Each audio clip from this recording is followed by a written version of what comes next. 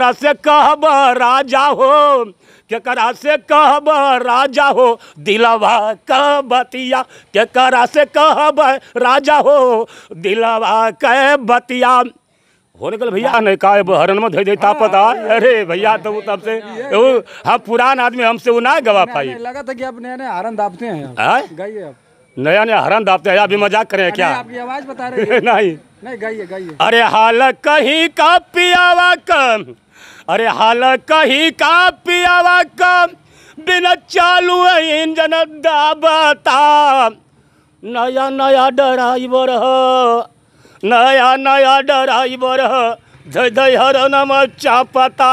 नया नया ड्राइवर हो, धय धय हरनम चापता। ई कुल भैया आजकल बिरहा ना रह गई है। ए पियावा घरे बैठा वाला, ए पियावा घरे बैठा वाला, अपने बसेला मोरे राजा हो, अपने बसेला मोरे राजा हो, पूर्वी बन गया, अपने बसेला मोरे राजा हो, पूर्वी बन गया। केकरा से हंसब ये पियवा के करा से बोलब, ये पियवा के करा से बोलब। केकरा से कहब राजा हो, केकरा से कहब राजा हो, दिलवा का बतिया केकरा से कहब राजा हो, दिलवा के बतिया। होने कल भैया गाते भी अच्छा, नाच भी करें। लग रहा है कि आप पहले नाच की पार्टी में थे क्या? प्रीतम भैया के गाँव पर रसूलपुर का लाल जी चाचा में जियत हम, उनके नाच में 17 साल रही। अच्छा, आप नाच के लवंडा भी हैं? नहीं लवंडा ना रही। हाँ। सारी पहन के ना नाची, ड्रामा करी। ड्रामा करते ना? हाँ। वही तो मैं बोला कि आपकी नाच की पार्टी में रहते। प्रीतम भैया आँख से देखले हो? नाच में तो रहते थे ना जी। तब फिर नाच में साहब रहा, नाच भी नाचते भी हो गए, ड्रामा भी। अरे लौंडवा नाचा तो उनके तनी मनी देखले। इस समय चल रहा है कि नहीं नाच उसका पार्टी? नाच की पार्टी नहीं चल रही है, सिर्फ चर्चा हो रहा है, कहीं निर्गुण हो गल। अब इस साल भर में 4-5 लेडीसन के संगे हम गा ले, प्रीतम भैया मती लड़कियन के संगे। अच्छा। हाँ 4-5 लड़कियन के संगे साल भर में कम ऐसा ना कि कोनो साल बोहनी न होकर 4-5-6 लड़किन के संगे जरूर गाले मास्टर भैया। लड़किन के संगे गाते आदमी? अरे आदमियों के संगे, आदमी तो हर घरिया गाओ, 2 दिन 5 दिन पर हर घरिया गई हम। अरे लड़बक नहीं कैली, अब जान गली तब ना करी हम। जब छोट रही तो अपन पादर साहब जो जैसे कहो वैसे कैली, लेकिन अब पढ़ा है ना। हाँ तब कर रही बाटी या कुंज तो सारे यार धोला सुबह वस्त्रा बिताई तक कर रही बाटी। तो ये जब इतना काम करने के बाद अब करे कि मैं नहीं मानूंगा, किसकी गलती है? ये भैया 2 में 4 में जबले पढ़ली तबले पढ़ली ना, अब जान गल ही चल दे। तो तुलसीदास लोग बतावले कि मुर्दा की ठठरी पर पार भइल गए हुआ ससुरारी में, तो उनकर मेहरारू सुतल बा, तो अब भी कीड़ा रहल, सांप रहल, तो ओके पकड़ के चढ़ के गईलन। सांप ओहि में का खिड़किया में इतना गोड़िया के इतना लटकल है, इतना लटकल है, आ ओके धई के चढ़। तुलसीदास ने रामायण में क्या क्या लिख दिए हैं, इनके बारे में कुछ जानने का, सच्चाई जानने का प्रयास करूंगा। क्या नाम पड़ेगा आपका? जी मेरा नाम सीताराम नास्तिक है। सीताराम नास्तिक जी। नास्तिक क्या होता है? नास्तिक माने यही होता है जैसे साहब नास्तिक माने कि ये दुनिया में जो आडंबर है, इधर देख के, दुनिया में जो आडंबर है, इस आडंबर को नहीं मानता है, पत्थर पिंडी को नहीं पूछता है। और हम साहब देखिए बहुत गरीब आदमी हैं, हम दुनिया में सबसे महान हमारे माई बाबू हमन, दुनिया में सबसे महान माई बाबू हमन। अब माई बाबू के छोड़ के और नाम केहू का हम ना ली, नाम एक तरह का ले कतो, लेकिन एक तरह का नाम दिल से, जो हमारा दिल जो है कभी कबूल नहीं करता है कि राम भगवान रहना। राम भगवान थे नहीं, उनमें कोई दैवी शक्ति नहीं थी। अब हर गवैया भैया लोग गावलन, माई सरस्वती का वंदना गई हन। माई सरस्वती के पास अगर ज्ञान रहत तो हर क्लास में सरस्वती पूजा होले, हर क्लास में सरस्वती माई का एगो मूर्ति लगा दा, हर क्लास में। अब मास्टर साहब के एको दिन में जायदा, आ कुल लइकन जाए खाली वही सरस्वती की माई के मूर्ति तर जान। आ कुल लइका जा सरस्वती माई कई गो अक्षर बताइहन, कई गो लइका पास होइहन। आज मोदी चचा जोगी बाबा बेवकूफ़ हो, पागल हो का कि ये 50-60 हज़ार मास्टर लोग के तनख्वाह दिलन, तनख्वाह दिल लइका न पढ़ावे तो सरस्वती माई का मूर्ति लइकन के ज्ञान दे दी ना दे पाई भैया। आप तो पढ़े होंगे ना? कितने तक पढ़े हैं? हम साहब 7 ले पढ़ रहे। 7 ले? जब पहले क्लास में गए होंगे या दूसरे क्लास में गए होंगे जी, तो उन्होंने तो सरस्वती माँ का प्रार्थना भी कराया होगा, तो किए होंगे आप? अरे लड़बक रही कैली, अब जान गली तब ना करी हम। जब छोट रही तो अपन पादर साहब जोड़ जैसे कहो वैसे कैली, लेकिन अब पढ़े है ना, हाँ तब तब कर रही बाटी या कुंज तो सारे धोला सुबह वस्त्रा बिताई तक कर रही बाटी। तो ये जब इतना काम करने के बाद अब करें कि मैं नहीं मानूंगा, किसकी गलती है? ये भैया 2 में 4 में जब ले पढ़ली तब ले पढ़ली ना, अब जान गल ही।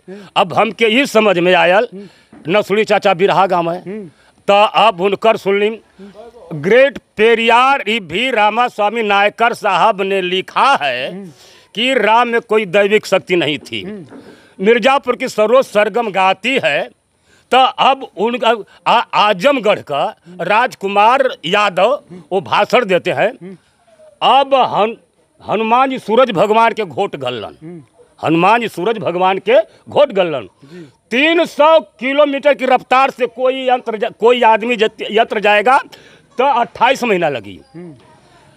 300 किलोमीटर की रफ्तार से अगर कोई यंत्र जाए तो 28 दिन लगी सूरज भगवान तक जाए में। तो 28 दिन जाए में लगी तो 28 महीना साहब, 28 महीना लगी जाए में, तो 28 महीना या वहू में लगी। तो ये हो गल कितना हो गल, ये 12 5 60 56 हो गल। 5 साल में 4 महीना कम। ओ तुलसीदास लिखल बाल समय रवि भछी लियो तब 3 लोक भयो अधियारो। तो ई साहब अब हनुमान जी जो ही पैदा भइलन, माई हमके भूख लगल हियो, माई कहली कि जा बेटा जंगल में लाल पेड़ जवन देखिया खा लिया। आ सट दे हनुमान जी गइल ओ के सूरज भगवान के घोट के सट दे आई गइलन। आज जबकि 5 साल में 4 महीना 300 किलोमीटर की रफ्तार से जाए तो इतना टाइम लगल है। ये डॉक्टर राजकुमार, ये महाजमगढ़ का राजकुमार यादव बताते हैं। हाँ अच्छा ठीक साहब कहीं कर, तो लेकिन वो कहते हैं। अब फिर साहब तुलसीदास बाबा लिखल रामायण में कि जटायु संपाति दोनों गिद्ध रहलन। आज जब जमानी चढ़ल है उनका तो कहल चल सूरज भगवान का पता लग कितना दूरी तक सूरज भगवान हुमन, कहाँ सूरज भगवान हुमन। चलत चलत तुरत गईला भैया, तो जटायु बेचारा अब भाई 15 जोजन नीचे रहल, तो लबटियाल से आँच ना बर्दाश्त भइल जटायु से, उस सही सलामत लबटियाल। आज संपाति बड़ा भाई माना नहीं ना, माता भैया मानल, वो चल गईलन। अब भाई 5 जोजन नीचे रह, 15 तिया 45, अरे 5 जोजन तो भाई 15 कोस नीचे रहलन। तो सूरज भगवान से 15 कोस नीचे हम, तो संपाति के पाँख जर गई, उस समुद्र के किनारे गिरल। आपन गुफा में बेचारू दिन बिताव, उड़ के कहीं जाए ना पावन। रामचंद्र के सेना गई, देखलस कोलाहल सुनल, तो संपाति कहत कि आज बड़ा दिन के बाद हमके दरिया बैठल आहार मिल गयल। तो हनुमान जी कहले कि देखिए एक पक्षी है जो हम लोगों को खाने के लिए कहता है, और एक था जटायु जो राम के कार्य में अपने प्राण को गवा दिया। तब जटायु का नाम जो संपाति सुनलस, तो वो कहते कि भैया क्या संपाति, अरे जटायु नहीं है, तो कहे कि नहीं रावण मार दिया, सो मर गईलन। तब ये भैया तो अब सूरज भगवान से नीचे ही केहू 15 कोसबा केहू 20 कोसबा जर गल लबट आयल। वही सूरज भगवान के हनुमान जी जाए के घोट घलन। लोग बतावले कि पृथ्वी से 16 गुना बड़ियार सूरज भगवान हमन, दहकता हुआ आग का गोला विज्ञान बताता है साहब, हम कम में पढ़ लें। तो दहकता हुआ आग का गोला है। तो अब उस बेचारा लबट एल, उनकर भचे पजर आ गईलन, पाँख जर गई। वही सूरज भगवान के जाए के हनुमान जी घोट घलन, उनको रोना जरल। हाँ अच्छा ये बताए कि जब पृथ्वी से 16 गुना वो बड़ियार सूरज भगवान हमन, तो हनुमान जी जब घोट घलन तो वो रहल कहाँ हुई है, वो उतना बढ़िया विस्तार बढ़ल भैया, तब न घोटले भैया। तो प्रीतम भैया वो रहा कहाँ, सोचे वाली बात। वकील साहब हैं, इनसे पूछूंगा जी। क्या वकील साहब इनकी बात में कितने सच्चाई है, क्या बोल रहे हैं आप? पहले इनसे पूछ लीजिए, वो सिद्ध भी करेंगे। बताइए। अरे भैया ये अब आप लोग भले कहा, लेकिन हमारो दिमाग इतना खराब ना है। ये जमन हम जौन बात बतावत थी, एक के जे पढ़ल लिखल सज्जन आप ही हैं, आप ही को मान रहा हूँ, आप ही को मैं मान रहा हूँ। आप ही बताइए कि पृथ्वी से कई गुना बड़ ये सूरज भगवान है। उनको जब हनुमान जी घोट जाएंगे तो रहिए इतना औकात में घोट गए उनके, तो उनकर विस्तार तो बढ़ी न जाई, बड़ा रूप बने तब घोटियन। तो जब वो घोट लेना तो वो अब धरती से 16 गुना बढ़िया, तो धरती से 16 गुना बढ़िया जगह रही वहाँ ना हनुमान जी रही कि रही कहाँ, उतना बढ़िया घोट ले। मतलब धरतिया पर जब पाँव रखे तो धरतिया पसर न जाई, एकदम समुंदर में न चल जाई। तब अब घोट के कूदला ना उ लंका फूंक के आवत तब पोछिया बुतौलन। नहीं अभी आप तुलसीदास पे कुछ बोल रहे थे, नहीं उन्होंने क्या गलती की? तुलसीदास बाबा ये गलती कैलन कि ढोल गमार शूद्र पसनारी ये सब ताड़न की अधिकारी।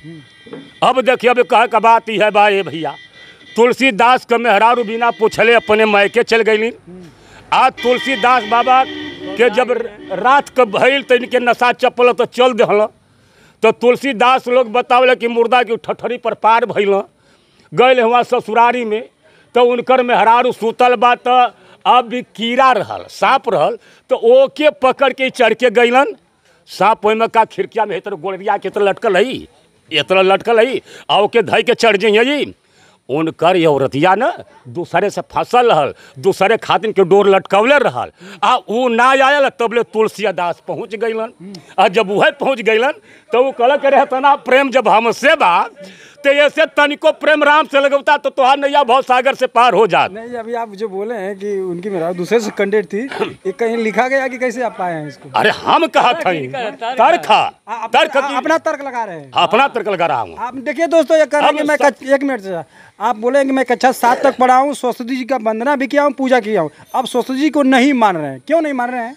अब समझ में आ गया कि सरस्वती के पास कुछ भी नहीं, ज्ञान नहीं देती है सरस्वती माई। कैसे ज्ञान तक पढ़े तो आप ज्ञान देंगे, ये मास्टर साहब वो ज्ञान दिहन, जे केहू तर गुरु तर जेबा तो वो ज्ञान दिहन। अभी सोचा कि अब तोरे पास दिमाग ना, हमारे पास दिमाग ना। ठीक है, मैं वकील साहब से पूछूंगा, कह रहे हैं कि सरस्वती जी ज्ञान नहीं देंगे, क्या कहेंगे वकील साहब आप? नहीं वो ठीक कर रहे हैं, पहले उनकी भाषा को समझिए ना। भाषा तो बाहर 2 घंटा 3 घंटा चलते रहेंगे, कुछ आप ही कहेंगे? नहीं पहले आप इनका इंटरव्यू ले लीजिए तो फिर हम क्या कहेंगे बताइए आप। ए भैया, गवैया लोग गावल कि सरस्वती माई अनहरा के आँख दे दहली, लूला के बाही दे दहली, लंगड़ा के पाँव दे दहली, बझनी के लइका दे दहली। उ कवना जगह सरस्वती माई है बड़ा ये हिंदुस्तान में लंगड़ा लूजा कोढ़िया पड़ल हम सोन आल अनहरा मनहरा भेभरा पड़ल हम बिना लइको वाला हमन भेज दिया। तो जन अपन सरस्वती माई जितना गवैया लोग सरस्वती का वंदना करलन तो उनसे हम यह वंदना करना चाहिए बताइए। गवैया सरस्वती जी का करेंगे ना, किसका करेंगे? हम माई बाबू आपके अनुसार किसका करना? मैं जो माई हमको पैदा किया उसकी वंदना गाता हूँ। अच्छा, जो माई तो ठीक है, आपके जिन्होंने पैदा दिया है, जन्म दिया है, वो तो प्रथम गुरु मानते हैं उनको लोग। हाँ। जैसे ईश्वर साधक गवैया बोलते हैं ना कि हम सरस्वती माई की वंदना करते हैं। अरे पगलाल हम वो सब जितना गवैया हमन जे सरस्वती का वंदना करला वो उनके दिमाग में गोबर घोराल है। हाँ, जीवन माई पैदा कैलस, 9 महीना पेट में ढोलस, न आज 10वां में पैदा कैलस। भैया हो 99 बिच्छू अगर एक साथ डंक मारे तो उतनी पीड़ा मतारी जौना समय बचवा के पैदा के लिए उतना दर्द पीड़ा होले।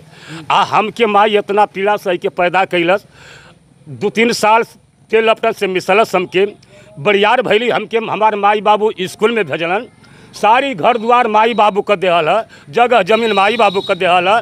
आ हमार बियाह माई बाबू कैलन, तो हमार माने कि हम माई बाबू के हई, तो हमार लइकवो हमारे माई बाबू कौन सा बानो में हम माई बाबू के, तो हमारे लइका में भी उनकर सब कुछ माई बाबू का दिल। सरस्वती माई कुछ ना दिले हैं, सरस्वती माई वो का कैले हैं। आप मानिए ना मानिए, बहुत लोग मानने, किसी कोई लोग हनुमान जी को मानते हैं, कोई सरस्वती जी को मानते, कोई दुर्गा जी को मानते हैं। आपको नहीं मानना तो बोलिए कि मैं नहीं मान सकता हूँ। हाँ भैया, तो आपकी मर्जी है। हम भैया कैसे बोल रहे हैं पूरे? हमारा दिमाग मानने को तैयार नहीं होता है, मेरी आत्मा कबूल नहीं करती। कितने बच्चे हैं?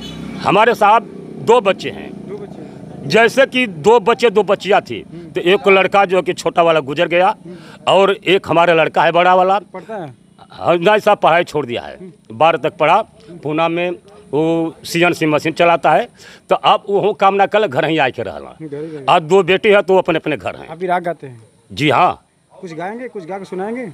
अरे साहब गाय के तो का सुनाई, लोग यह कहिए अरे भजिला सीताराम के ना यही बा कौनो काम के, भजिला सीताराम के का भजले से फायदा उनके।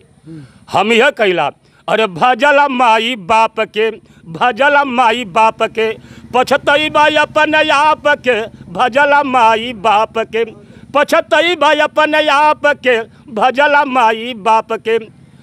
जवन माई बाबू तोहरा के जन्म आई, जवन माई बाबू तोहरा के जन्म आई, आ उनका के कैसे तू गैला भुलाई, उनका के कैसे तू गैला भुलाई।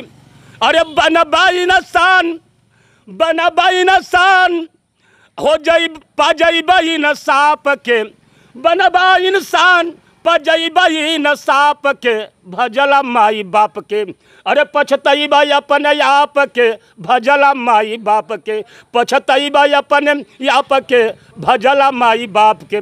ए साहब इंटरव्यू आप जो भी कुछ करें, दुनिया में 56 करोड़ देवता हम 33 करोड़ भवानी हैं।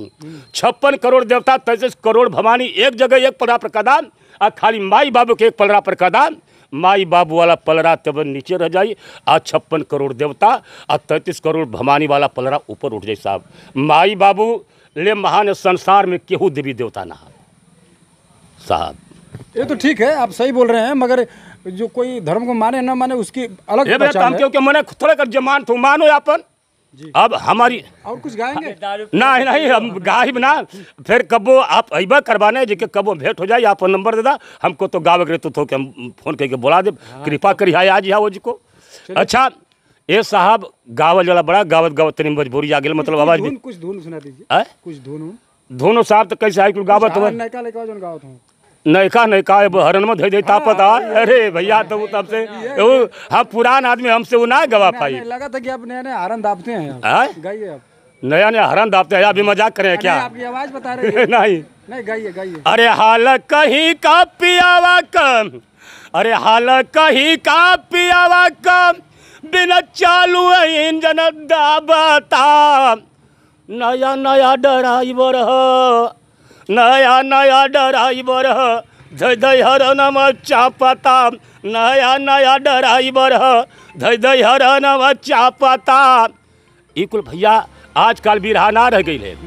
नसुड़ी चाचा बिरहा गाँव रामदेव चाचा बिरहा गाँव ई बिरजू चाचा बिरहा गाँव ई लोग बिरहिया बिरहा गाँव आजकल खाली जितना ही प्रीतम भैया मतिन जमल आदमिया गावत मन ये सब खाली धुन तरज गावल ना खाली ये सब धुन तरज गाते हैं बिरहा। आप भी तो धुन तरज गा ही ले रहे हैं उनकी जैसा आप भी तो गा ही ले रहे हैं। अरे तो उन अनुमति अगर प्रीतम मती ना गाई तो इनके संगे गावे के पड़ गयल तब तो फिर हो जाई तो इनहू मत हमके सीखल जरूरी है। हाँ कुछ न कुछ डांस भी करते हैं के हमो से डांस करे बा थोड़ा एक लाइन हो जाए। अरे जब करते हैं आप सामने देख रहे हैं कहा का देखत तो प्रीतम याद देखत हम तो दिखा दा। अरे तो कैसे अब हम कवन डांस करी भैया नहीं नहीं कुल रहता तनी मनी नाच ले ही ला हल्का सा अगर हो तो कला दिखा दीजिए कौन चीज। अच्छा अरे गवना करवाला ये पियावा घरे बैठा वाला ये पियावा घरे बैठा वाला अपने बसेला मोरे राजा हो अपने बसेला मोरे राजा हो पूर्वी बन गया अपने बसेला मोरे राजा हो पूर्वी बन गया के करा से हंसब ये पियावा के करा से बोलब ये पियावा के करा से बोलब के करा से कहब राजा हो के करा से कहब राजा हो दिलवा का बतिया के करा से कहब राजा हो दिलवा के बतिया हो निकल भैया। गाते भी अच्छा नाच भी करें लग रहा है कि आप पहले नाच की पार्टी में थे क्या? प्रीतम भैया के गांव पर रसूलपुर का लाल जी चाचा में जियत हम उनके नाच में 17 साल रही। अच्छा आप नाच के लवंडा भी हैं? नहीं लवंडा ना रही सारी पहन के ना नाची ड्रामा करी ड्रामा करते ना। हाँ वही तो मैं बोला कि आपकी नाच की पार्टी में प्रीतम भैया आँख से देखले हो नाच में तो रहते थे ना जी तब फिर नहीं नाच में साहब रहा नाच भी नाचते भी हो गए ड्रामा भी। अरे लौंडवा नाचे तो उनका तनी मनी देखले। इस समय चल रहा है कि नहीं नाच उसका पार्टी? नाच की पार्टी नहीं चल रही है सिर्फ चर्चा हो रहा है कहीं निर्गुण हो गल।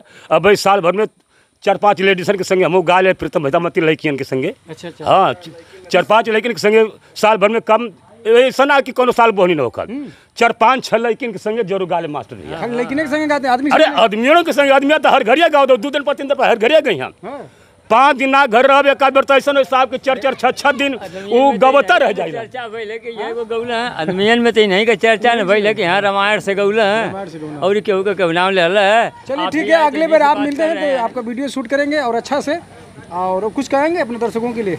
ना ये बहुत जितना दर्शक भाई बंधु लोग सबको मैं दिल के अनंत गहराइयों से प्रेजेंट टाइम इसमें क्या कर रहे हैं, विराग गा रहे हैं कि चर्चा कर रहे हैं, गा रहे हैं? जी ये समय साहब कुल चलाला साहब, शिव चर्चा में गलू गवा जाई, तेरही मिल गलू गवा जाई, कौनो लड़किन के संग गाव करे हो गवा जाई। लड़की ना किस संगे? नहीं अरे आदमियों ने हम कहा कैसन बिहार के लड़किन के संग कर रहे हैं आप? आप तो बोल रहे हैं कि लड़की, अरे बोलिए, प्रीतम भाई हैं बगल में, वकील साहब हैं, हाँ उनके साथ गाइए अभी रहा। हाँ तो वो तो गावे करे तो गईबे करब, हाँ। गाई देबी थोड़ा बकी। सर कौन कौन से लड़की के साथ गाते हैं विराट? जैसे काजल कश्यप, अच्छा काजल का सर, काजल कश्यप के साथ गाया है, रेणु भारती के साथ गाया है, अब राजमुनि एक थे हमारे उनके मामी कहला सिरगिता को उनके साथ अभी बराबर गाइला हम। बराबर गाते हैं। हाँ मतलब ज्यादा लड़कियों के साथ आप ज्यादा पसंद करते हैं? है बे मतलब का बात करते हो लड़कियों के हम काहे पसंद करी, उनके संगे प्रोग्राम भेजे तो गईबा नहीं करब। नहीं ठीक है, गाते मर्द मर्द से लड़ना चाहिए ना आपको, आय मर्द से लड़ना। तो हाई कुल प्रीतम उत्तम ही का कुल हिजड़ा हुआ ये कुल लड़कियन के संगवा गावला, अरे मर्द के संगे गावे के तो बटल है बाप,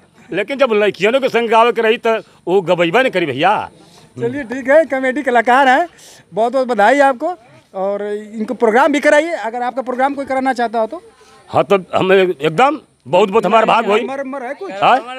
हाँ नंबर मोबाइल तो बटली का हमारा नंबर है 91 40 48 21 58। किस कंपनी का नंबर है? ये जियो का। जियो का। जी आपका नाम? जी मेरा नाम सीताराम नास्तिक। मैडम जी का? हमारे धर्म पत्नी का नाम रामराजी देवी जी। चलिए आपको बहुत बहुत बधाई मिलकर बहुत खुशी हुई, आप ऐसे गाते रहिए और नाम भी करते रहिए, और मिलते हैं अगले नेक्स्ट वीडियो में। बहुत बहुत धन्यवाद।